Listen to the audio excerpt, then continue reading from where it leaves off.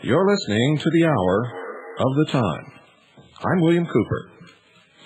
I don't know, folks, if we're on WWCR or not. I do know we're on the satellite. Well, it sounds like maybe we are. Are we on? Okay. We were blocked from the satellite. Somebody had knocked us off the satellite and then called into the satellite and blocked us from obtaining entry. I don't know who. I don't know why. Doesn't make any difference. We're going to get right into tonight's show anyway. I don't know who you are or why you're doing it. But the only way you'll stop this broadcast is when I'm in my cold, cold grave. And that ain't likely to be anytime soon.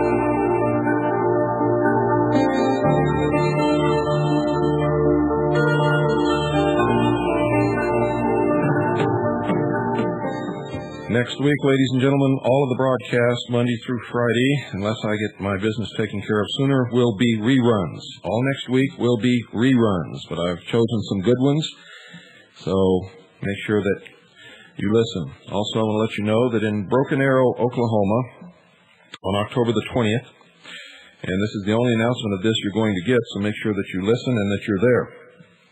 October the 20th, 1994, in Broken Arrow, Oklahoma, there will be the first meeting of the Constitution Party. The first meeting of the Constitution Party.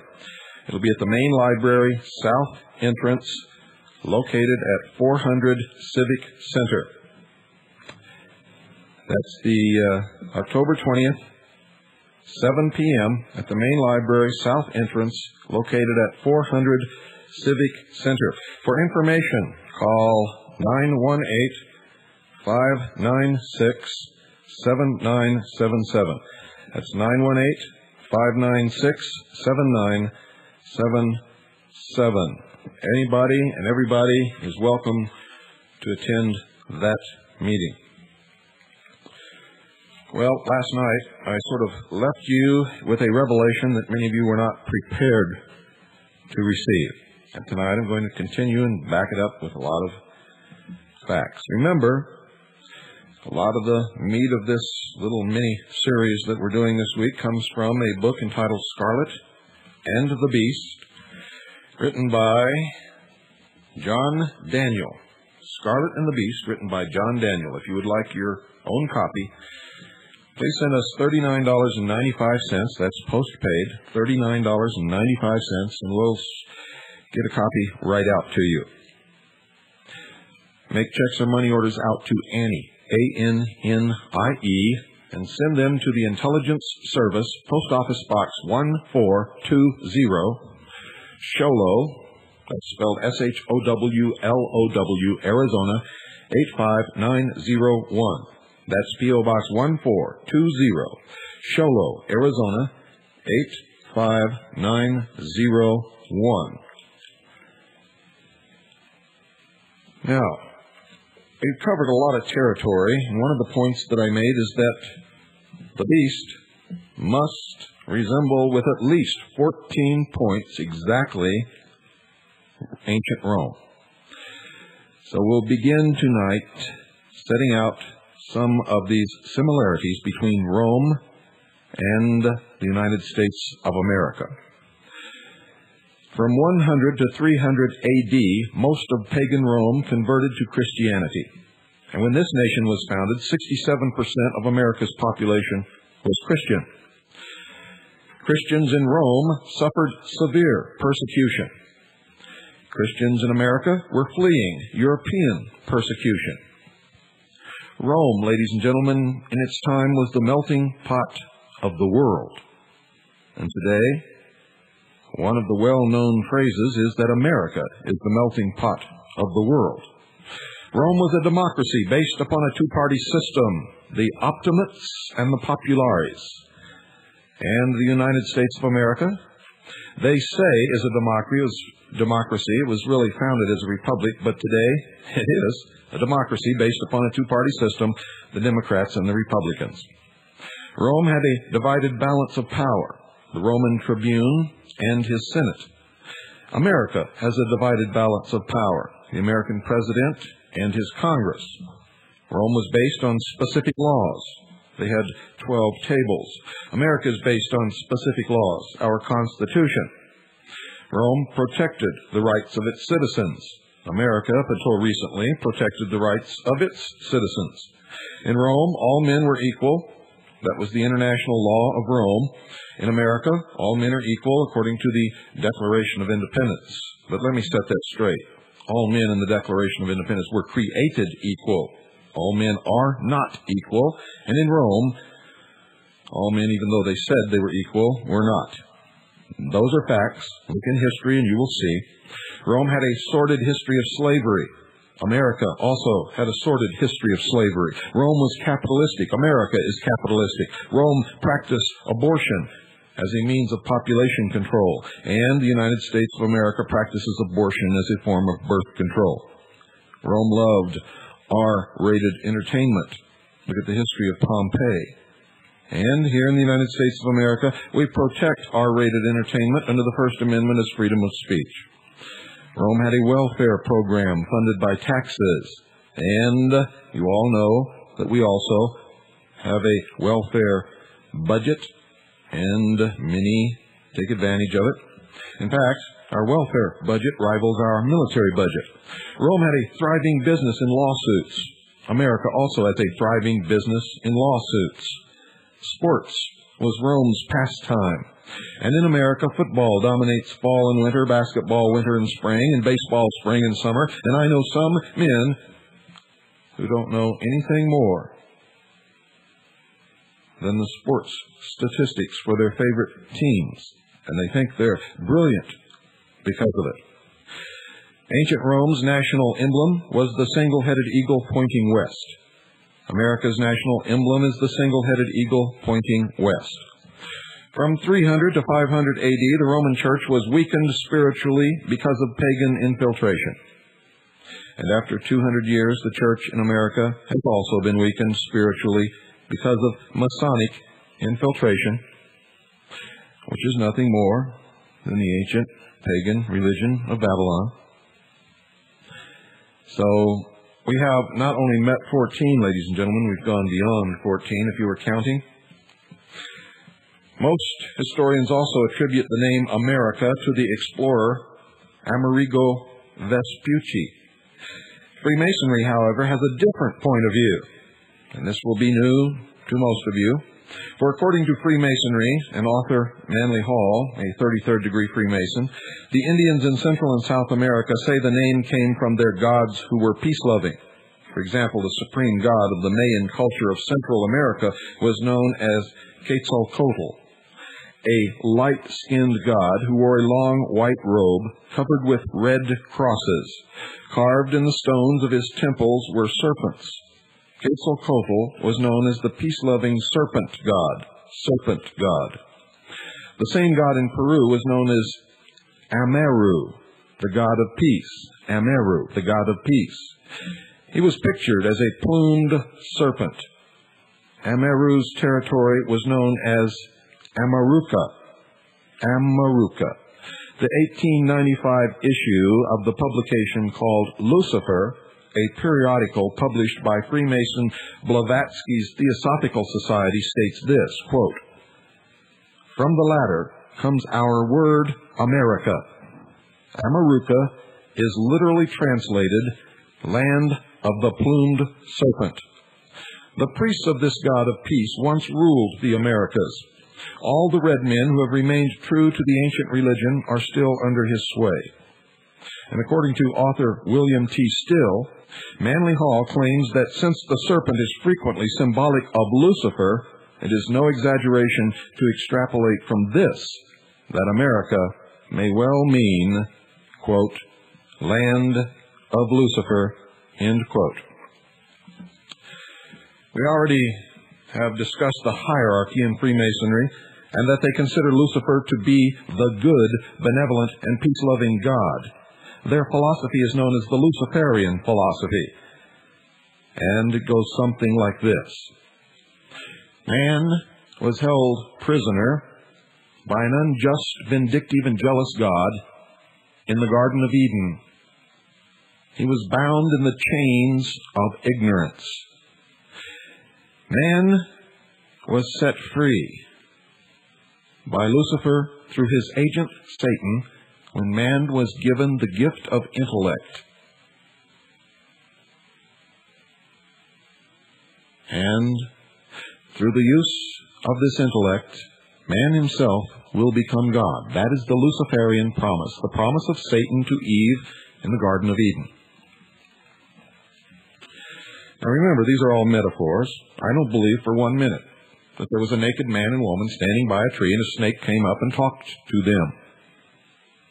These are substitutes, symbols for something much, much deeper. Much deeper. America is known as the good, benevolent, and peace-loving nation. We've also discussed the seal of the Illuminati, the unfinished pyramid. Its capstone and its all-seeing eye represents the kingdom of Lucifer.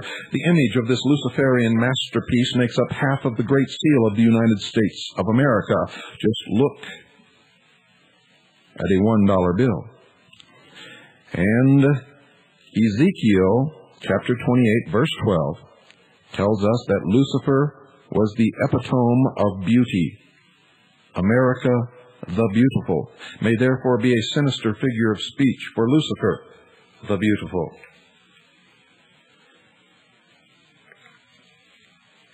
Freemason Manly P. Hall states that when Atlantis died, so did the ideal pattern of government. According to Hall, the League of 10 Kings is part of the secret doctrine preserved by secret societies through their oral traditions. Hall believes that when the unifying force of the 10 kings was broken, destruction automatically followed.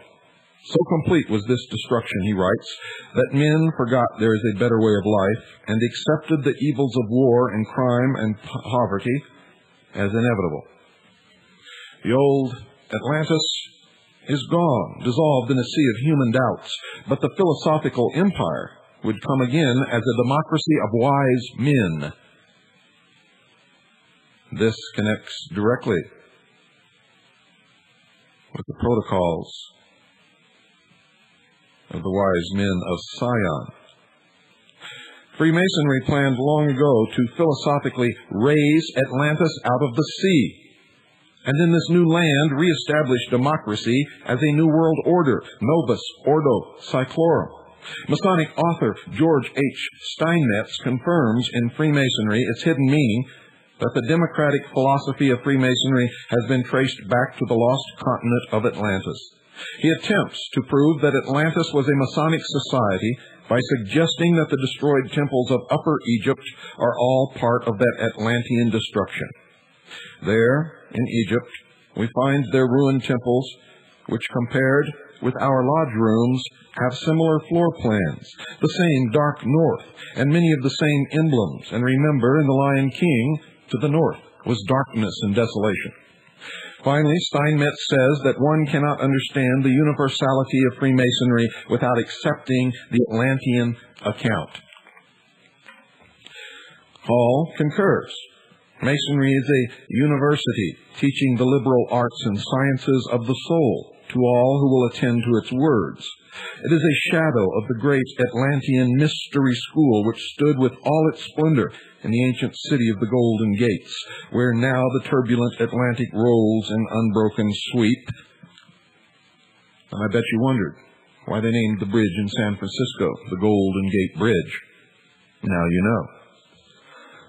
Hall suggests that the antediluvian civilization was democratic, that Freemasonry planned over 3 centuries ago to recreate a universal democratic society that will philosophically rise up out of the sea, and like Atlantis, join with 10 kings to lead mankind in the pursuit of universal happiness. And what is the sea?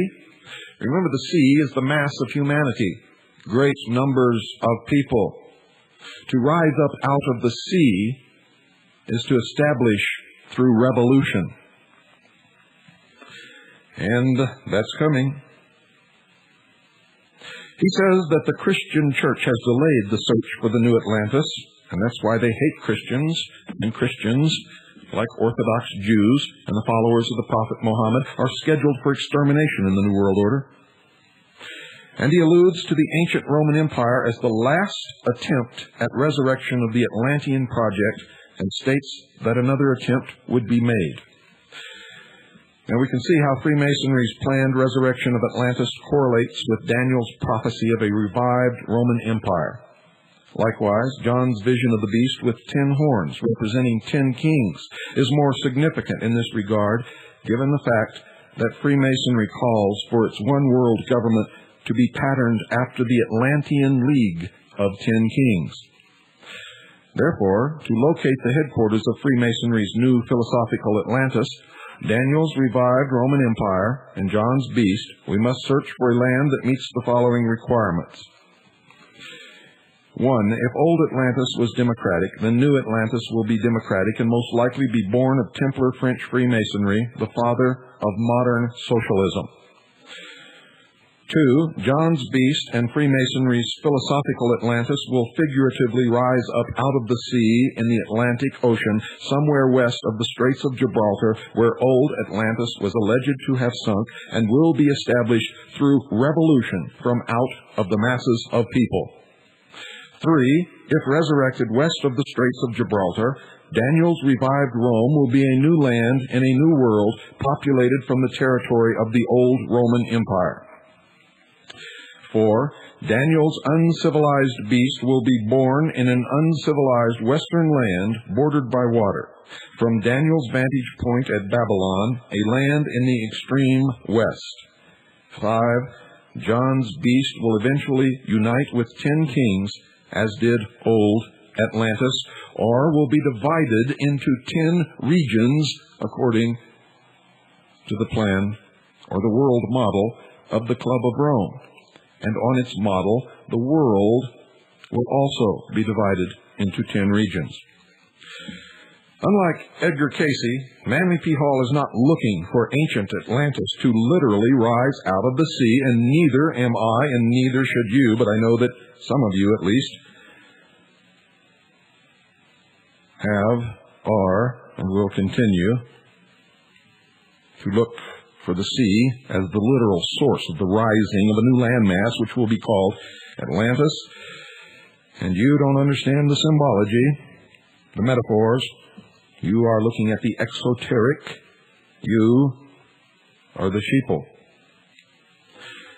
Manly P. Hall rather looks to America as the nation that will represent philosophical Atlantis, and so do I. And through my studies, I know for a fact that this is it.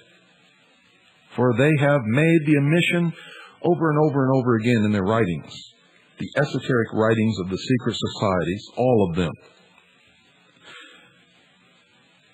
In America's assignment with destiny, Manly P. Hall writes, quote, "The explorers who opened the New World operated from a master plan and were agents of rediscovery rather than discoveries," end quote. And when Columbus landed upon the beach,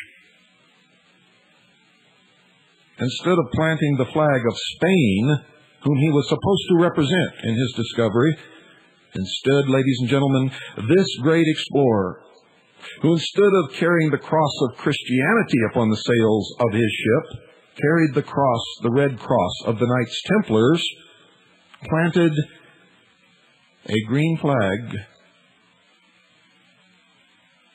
with a white cross.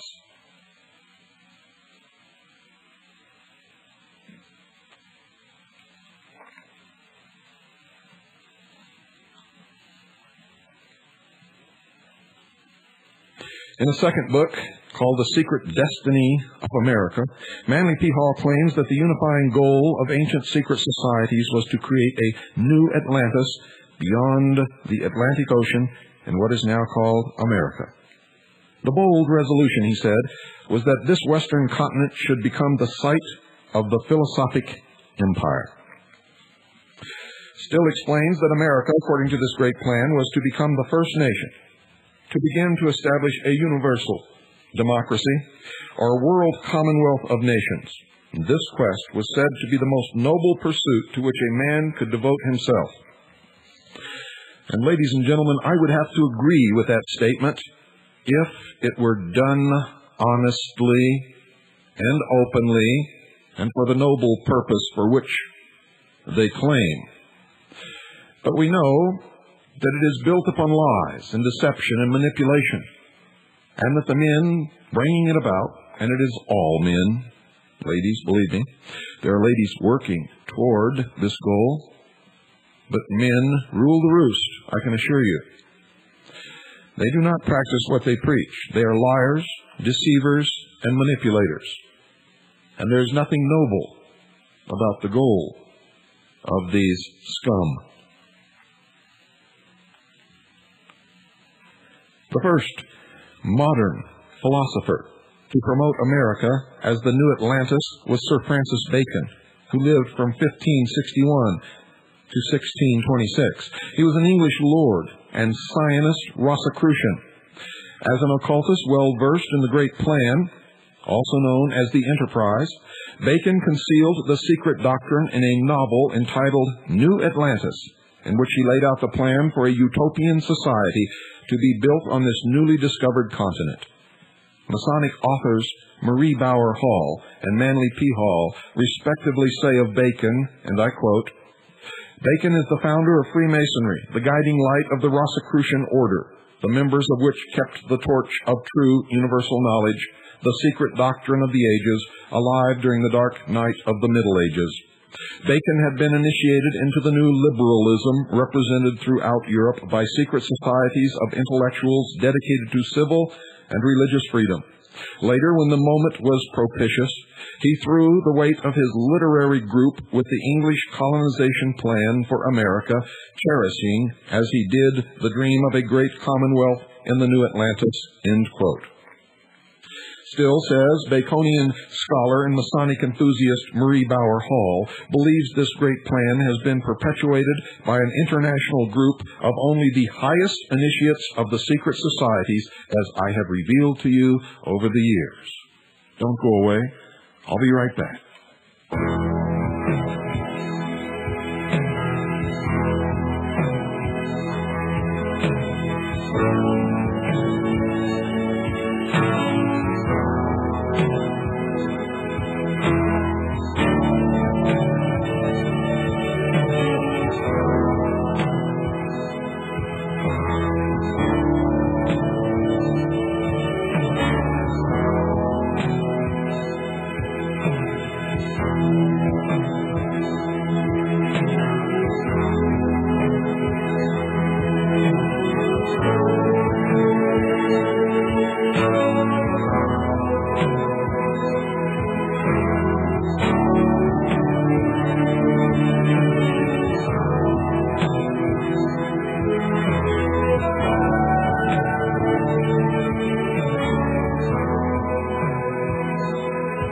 Fraternitas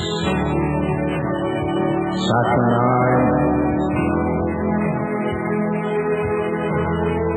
Fraternitas Rex Mundi,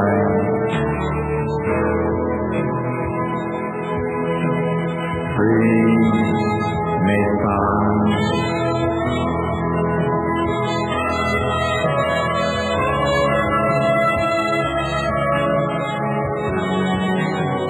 do as thou wilt shall be the whole of the law. O-T-O. The golden dawn.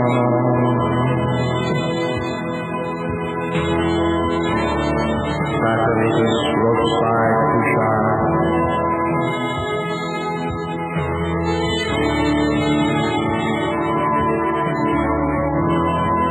Ordo Fraternitas Saturni.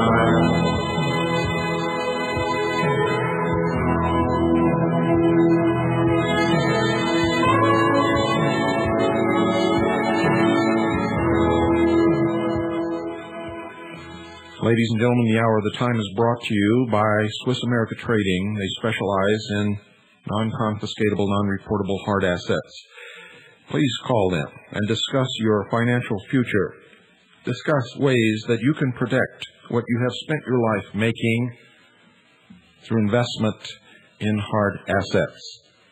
If you have some ideas, communicate those ideas to the specialists at Swiss America Trading.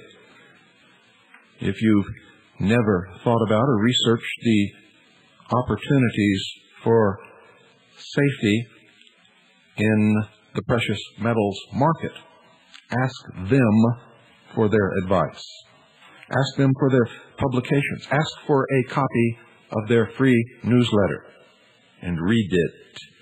Read it. Do it now, folks. Call 1-800-289-2646. You'll be glad that you did. And don't forget, all next week, ladies and gentlemen, will be reruns. Reruns. We will not be here live. And there will be no satellite broadcast next week. Everybody hear that? If you're listening on satellite, you'll have to seek out a shortwave radio as we have no one here. Carolyn is not here. Our new worker, Pete, doesn't yet know how to operate the studio. So there will be no satellite broadcast next week. And all the broadcasts on shortwave will be reruns.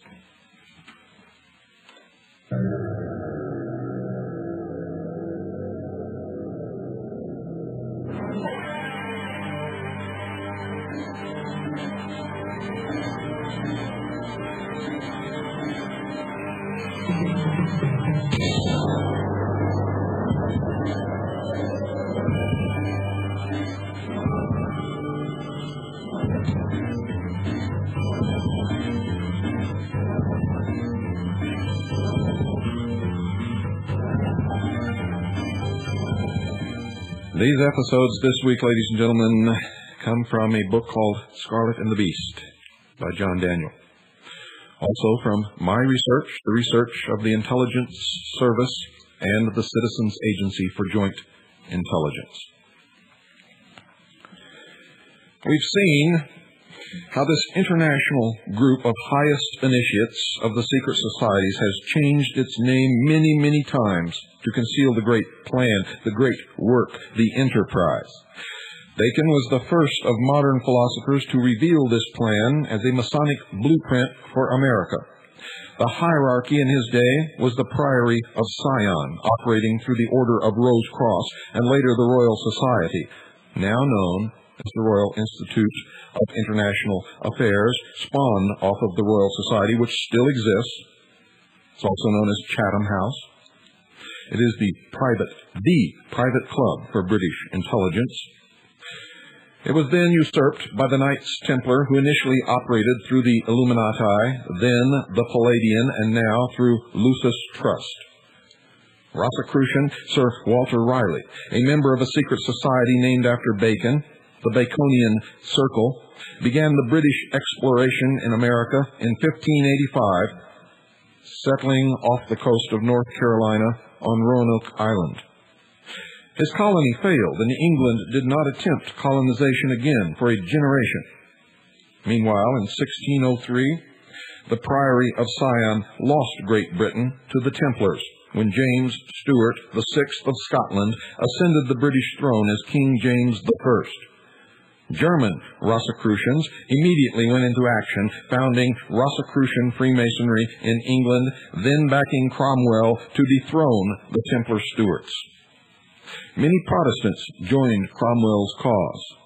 Finally, in 1717, the Stuarts, with their Templar Freemasonry, were deported to France. During the on-and-off English Revolution that spanned the latter half of the 17th century, the New World was colonized by British and European Protestants fleeing persecution. In 1733, English Freemasonry entered America, founding St. John's Lodge at Boston. Boston, in effect, became the Masonic capital of Britain's transatlantic colonies. These lodges contained only 3 degrees. Now let me go through that again, just in case you missed it. In 1733, English Freemasonry entered America, founding St. John's Lodge at Boston. Boston, in effect, became the Masonic capital of Britain's transatlantic colonies. Between 1733 and 1737, Grand Lodge England chartered additional provincial lodges in Massachusetts, New York, Pennsylvania, and South Carolina, and these lodges contained only 3 degrees.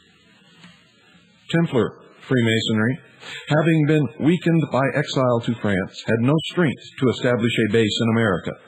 Unimpeded, English Freemasonry planned to inaugurate the great plan contained within her secret doctrine. Happily for America, most of the settlers were Christian. Hence, the great plan was forced to operate much more slowly from within the newly organized English lodges. Now, folks, one of the requirements of the Beast Empire is that it be a democratic nation born of Templar French Freemasonry, the father of modern democracy. Michael Bygant, co-author of The Temple and the Lodge, has traced the movement of the Templars to America. He discovered that Zionist English Freemasonry reigned supreme in Boston until a higher degree Templar Lodge was warranted in 1756 by Grand Lodge Scotland. And he says, quote, "There were thus 2 rival provincial Grand Lodges in Boston," end quote, says Bygant. And he further says, and I quote, "St. John's under the aegis of the Grand Lodge of England, and St. Andrew's under the aegis of Grand Lodge of Scotland. And on 28 August 1769, St. Andrew's conferred for the first time anywhere in the world a new Freemasonic degree, specifically called the Knights Templar degree," end quote. Shortly thereafter, another form of Templar Freemasonry came to America, the quasi-Jacobite Grand Lodge of York, Warranted Lodge in Virginia. York Rite Freemasonry created additional degrees in the New World until it reached the 13th and final degree, known as the Knights Templar degree. 13 is the number of death and resurrection. 13-degree Templar York Rite Masonry, having ceased operation in England after establishing its base in the New World, exists today only in North America. Michael Bygant was able to trace the western migration of the Templars by following their esoteric number 13. As you recall, the original Templar order consisted of 13 degrees. The number 13 also commemorates Friday the 13th, 1307, the day persecution of the Templars began. In 1314, some books say, and the esoteric books say 1313, Jacques de Molay, the Grand Master of the Knights Templar, was burned at the stake. Only in America, says Bygant, has the Templar Grand Master received his most flattering and lavish public homage in the form of a youth organization sponsored by Freemasonry known as the Order of de Molay, which William Clinton belonged to. We have traced his evolution from the Order of de Molay to the York Rite of Freemasonry, which is the Templar branch, of which we know he rose as high as the 7th degree. The Templars also stealthily entered America through military lodges. Of particular significance are those chartered by the Irish Grand Lodge, which offered the higher degrees of Jacobite Masonry. Later, these lodges incorporated the French Templar Scottish Rite of Freemasonry, which then were known as the French Templar Scottish Rite degrees. And it further divided colonial America between two rival forms of Freemasonry. While British politics in the colonies was dominated by English Masons in the Northeast, her military was under the influence of French Templar field lodges throughout the colonies, not a stable union for governing 13 rebellious colonies. Another identifying characteristic of the beast's revived Roman Empire, according to our analysis of Daniel chapter 7, verses 7 through 8, in chapter 26, is that it must be populated by immigrants from the territory governed by the old Roman Empire. Of course, colonial America was populated by peoples from a Europe shaped by ancient Rome and later by the Holy Roman Empire. Templar influence in America began after Prince Charles Edward, the young Stuart pretender, failed to regain his British throne. As you may recall, in 1746, he was soundly defeated, forever dashing the hopes of Scottish Templars recapturing England. And as a result, many Irish and Scottish Templar Jacobites who had fought with Charles Stuart fled to America. Those who returned to France with the prince founded the Scottish Rite of Freemasonry. Between 1745 and 1753, the British and European Templar population in the New World had increased dramatically. In 1754, Benjamin Franklin attempted to relieve population pressure by proposing a plan for the union of all 13 colonies. The British government rejected Franklin's proposal, fearing a united America would be difficult to control. Subsequently, the exploring population was forced to move west into French territory, which precipitated the French and Indian War in America, a phase of the 7 Years' War on the continent of Europe. During this war, the French military brought to the New World the Templar Scottish Rite, first setting up base at Boston, then Charleston, South Carolina. Michael Bejant, in The Temple and the Lodge, explains, and I quote, "Prior to the 7 Years' War, most of the Freemasonry in North America was orthodox, pro-Hanoverian, warranted by Grand Lodge London. During the 7 Years' War, however, higher-degree Templar Freemasonry, by means of regimental field lodges, was transplanted on a large scale to the American colonies and quickly took root. Boston, the soil from which the American Revolution was to spring, exemplifies the process of transplantation and the friction that sometimes arose from it." Those who stuck to the British branch or the British Lodge became the Tories. Those who clung to French Freemasonry became the revolutionary Americans who established this nation. We know that George Bush and the Bush family belonged to the English branch of Freemasonry, and after George Bush left the office of President of the United States of America, he was knighted by Queen Elizabeth II.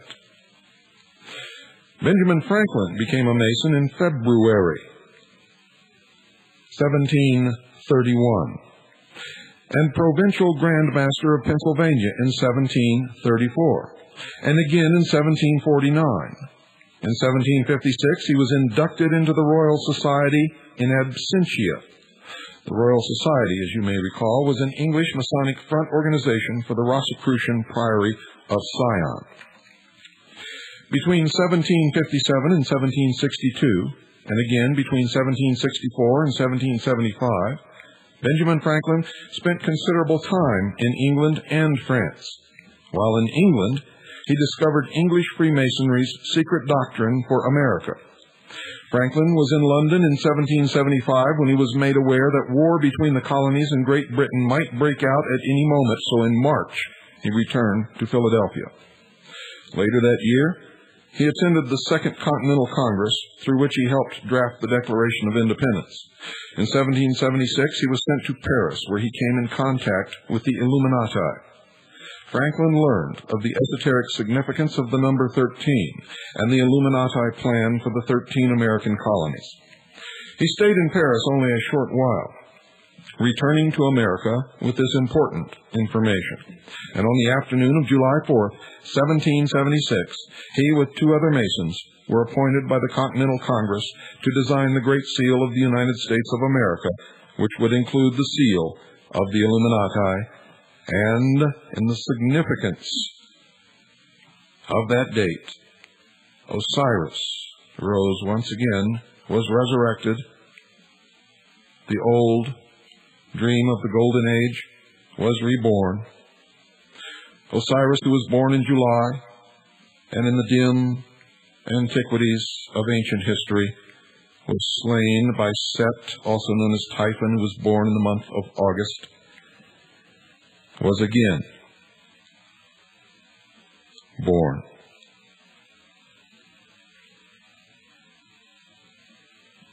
Benjamin Franklin, with two other Masons, were appointed by the Continental Congress to design the Great Seal of the United States of America, which included the seal of Adam Weishaupt's Illuminati. Bagent suggests that Franklin favored the Illuminati plan to create a new world democracy, a philosophical Atlantis, over the British plan for an oligarchic expansion of empire. When Franklin was in France, he began to build a spy network in preparation for America's independence from England. And Bagent gives us the details.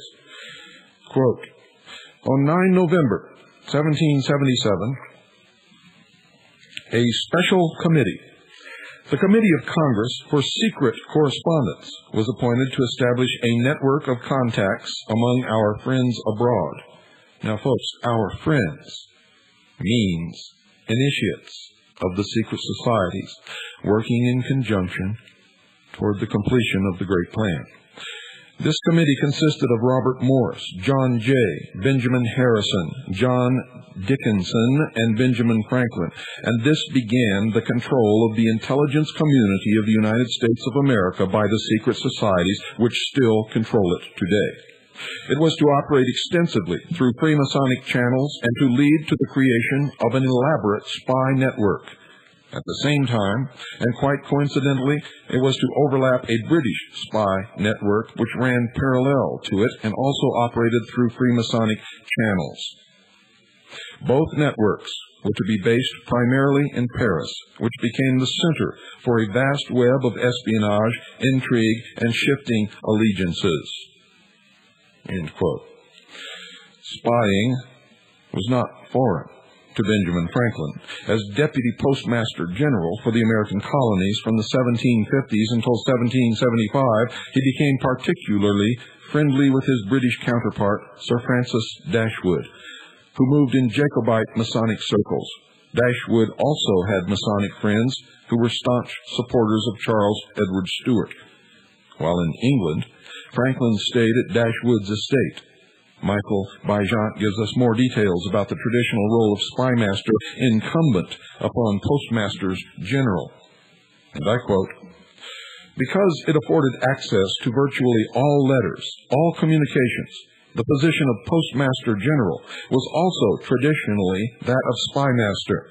And during the American War for Independence, their experience as postmasters general was to stand both Dashwood and Franklin in good stead. In his dual role of spymaster and colonial ambassador to France, Franklin established his center of operations in Paris. He was accompanied here by two other appointees of the Congressional Committee for Secret Correspondence, Silas Deane and Arthur Lee. Lee's brother was based in London. So too was Franklin's sister, who was also believed to have been engaged in espionage. End quote. Ben Franklin is often said to have been a Christian, but we know that he was not. He was also the master of the Lodge of 9 Muses in France. He lived with 2 different women out of wedlock and had several children who were in that day and age known as bastards. Franklin's sister introduced Franklin to the Howe brothers, one a general in the British Army, the other an admiral, both of whom belonged to Templar military lodges in the colonial theater of operation. As Templars, they were favorable to the rebellion, and in fact, in 1781, the Howe brothers were accused of belonging to a faction which conspired to facilitate the colonists' bid for independence. In my investigations of all of these people, their membership and their involvement is passed on from father to son, from mother to daughter, throughout the ages. The Howe family, ending today with the involvement of Linda Moulton Howe in the establishment of an extraterrestrial threat to this earth. Franklin's Templar Masonic friends in the postal service and in the military also had Templar sympathizers in the British Parliament. And these traitors to the British Crown clandestinely raised money for the colonial Continental Army and remitted it to Franklin in Paris. Franklin passed it on to North America or used it in France to purchase arms and material. In 1778, Franklin joined the Illuminati Lodge, Neuf Soeurs, or the Nine Sisters, the Lodge of the Nine Muses. He rose to be the master of that lodge, and he assisted in the initiation of Voltaire.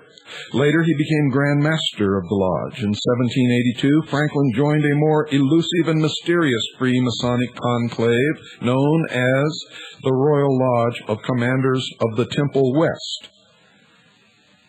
So much for Benjamin Franklin. As stated earlier, the British spy network in Paris was also Masonic. Its agents had penetrated Franklin's operation by joining his Nine Sisters Lodge. Thus, the British government was kept apprised not only of the colonists' activities, but also of French plans for entering the war. British knowledge of the impending colonial revolt did not, however, reach ears in America, because the British colonial high command in charge of the Crown's army and navy in the New World, namely the Howe brothers, were Templar Freemasons solidly in the camp of Franklin. To guarantee the success of the American Revolution, the Howe brothers displayed dilatory conduct throughout the war. The War for American Independence was a continuation of the battle between English and French Freemasonry, the conflict over the control of New Atlantis.